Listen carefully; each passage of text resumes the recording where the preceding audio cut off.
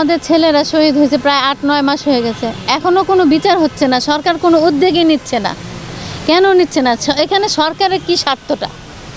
কেন বিচার হচ্ছে না আমাদের ছেলেদের? আমাদের এমন যদি হয়, দরকার পড়লে আমরা নামবো, আমাদের তো হারানোর আর কিছু নাই। বিচার না পেলে আমরা আবার মাঠে নামবো।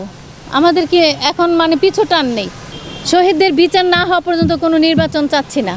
আগে আমাদের ছেলেদের বিচার, তারপর নির্বাচন। আগে আমাদের ছেলেদের বিচার হবে, আমাদের শহীদ ছেলেদের বিচার হবে, তারপর নির্বাচন। এর আগে কোনো নির্বাচন না। এর আগে নির্বাচনে আমরা নিজেরা প্রাণ দিব, আমরা নিজেরা মাঠে নামবো। সংস্কার হচ্ছে না কেন? 10 মাস হয়ে গেছে, প্রায় বছর হয়ে যাচ্ছে, এখনও সংস্কার করতে পারছে না। সরকারের কি এখানে ব্যর্থতা নাকি? আওয়ামী লীগরা তো এখন মিছিল করতেছে, রাস্তায় বের হয়েছে। 2 দিন পর তো ওরা ইলেকশনে দাঁড়ায় যাবে।